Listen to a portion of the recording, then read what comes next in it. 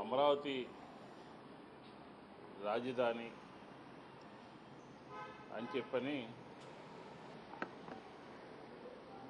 శాసనసభలో ఒక తీర్మానం చేయడం జరిగింది.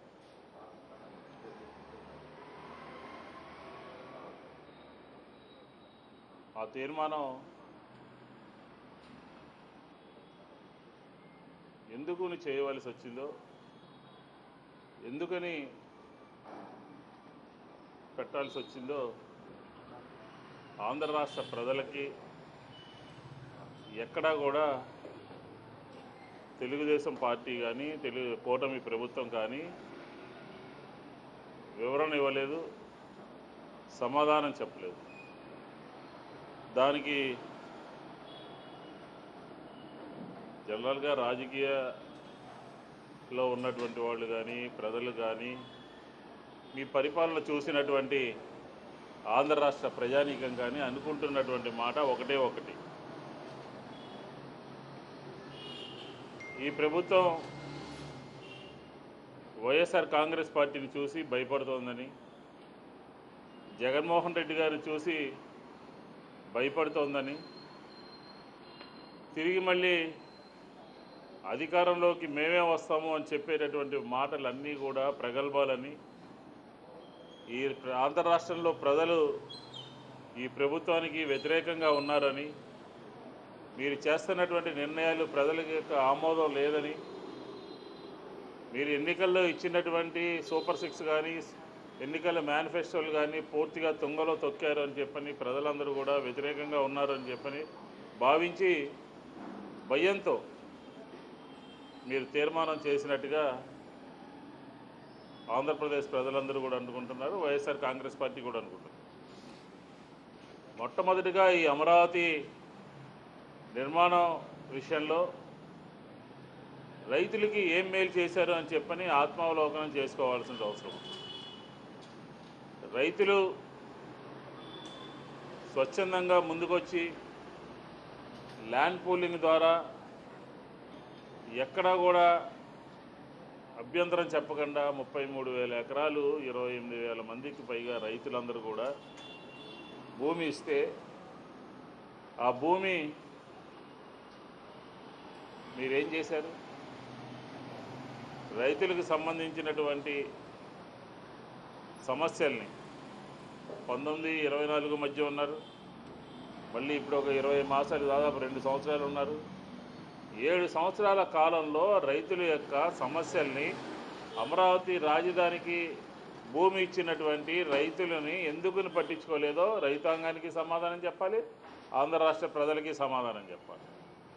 రైతులు వాళ్ళకు ఉన్నటువంటి కష్టాలు, ఆరోగ్యానికి సంబంధించి కానీ, కుటుంబ సమస్యలు కానీ, పిల్లల చదువులకు సంబంధించి కానీ, పిల్లల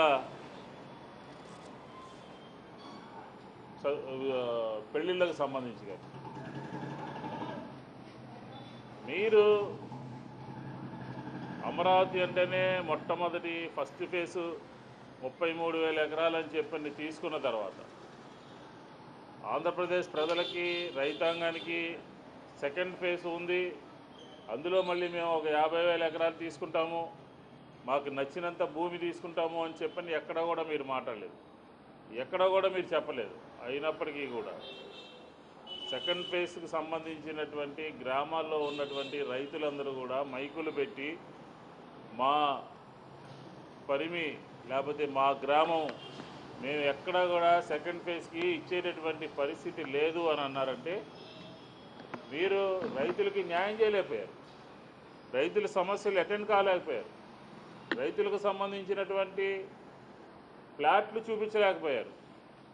రైతులు ముందుకొచ్చి భూమి ఇస్తే కార్నర్ ప్లాట్స్ కానీ, అభివృద్ధికి దగ్గరగా ఉన్నటువంటి ఫ్లాట్లు కానీ తెలుగుదేశం నాయకులు కొట్టేసి ఇప్పటికీ కూడా సిఆర్డీఏ ఇచ్చినటువంటి భూములకు సంబంధించినటువంటి ఫ్లాట్లని రైతులకి చూపించలేనటువంటి దుస్థితిలో మీరుండి ఈరోజు పదే పదే వైఎస్ఆర్ కాంగ్రెస్ పార్టీ మీద, జగన్మోహన్ రెడ్డి గారి మీద విమర్శిస్తూ మాట్లాడుతూ ఉంటే ఏమనుకోవాలి? మీ చేతకానితనాన్ని, మీ అసమర్థతని, మీ యొక్క అవినీతిని కప్పిపుచ్చుకోవడానికి శాసనసభలో తీర్మానం చేశారు అని చెప్పని మేము అంటా ఉన్నాం.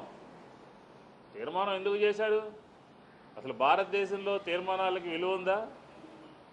భారతదేశంలో తీర్మానాలకి విలువ ఉందా అని చెప్పని అడుగుతా ఉన్నాను.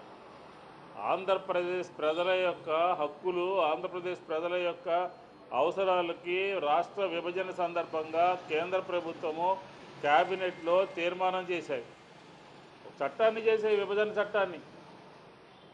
చట్టాన్ని చేసి ఈ ఆంధ్రప్రదేశ్కి పోలవరం కేంద్రమే పూర్తిగా బాధ్యత వహించాలి అని చెప్పని కేంద్ర చట్టంలో ఉంటే, ఆ పోలవరానికి సంబంధించినటువంటి కేంద్ర ఆమోదించినటువంటి చట్టాన్ని తొంగలో తొక్కి మీరు మీ చేతిలో తీసుకున్నారా?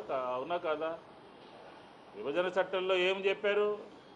ఆంధ్రప్రదేశ్లో వెనుకబడినటువంటి జిల్లాలకి, వెనుకబడినటువంటి ప్రాంతాలకి కోరాపుట్ తరహాలో నిధులు ఇవ్వాలి అని చెప్పని కేంద్రం చట్టం చేస్తే, ఆ చట్టాన్ని ఎక్కడైనా ఎప్పుడైనా మీరు ఉన్నటువంటి 5 సంవత్సరాల్లో, మీరున్నటువంటి 20 మాసాల్లో ఏ రోజైనా అమలు చేయాలని చెప్పని కేంద్ర ప్రభుత్వాన్ని అడిగారా అని చెప్పని అంటా ఉన్నాం.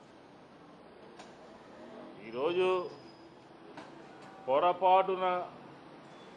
పొరపాటున మళ్ళీ వైఎస్ఆర్ కాంగ్రెస్ పార్టీ వస్తే అమరావతిని మార్చకుండా ఉండటం కోసమే ఈ తీర్మానం అంటున్నారు. మేమేం చెప్తున్నాం? మా stand, YSR Congress party stand అమరావతికి వ్యతిరేకం కాదు అని మా నాయకుడు చెప్పాడు, మా స్టేట్ కోఆర్డినేటర్ సజ్జల రామకృష్ణారెడ్డి గారు చెప్పారు, మేము చెప్పాం. కానీ మా హయాంలో కూడా 1924 మధ్యలో కూడా అమరావతి శాసన రాజధానిగానే ఉండాలి అని చెప్పని మీరు నిర్మించినటువంటి తాత్కాలికమైనటువంటి సచివాలయము, తాత్కాలికమైనటువంటి శాసనసభలో మేము 5 సంవత్సరాలు ఉన్నాము కదా. ఎందుకు మా మీద విషం చిమ్ముతారు? ఎందుకు మా మీద విషం కక్కుతారు? జగన్మోహన్ రెడ్డి గారి మీద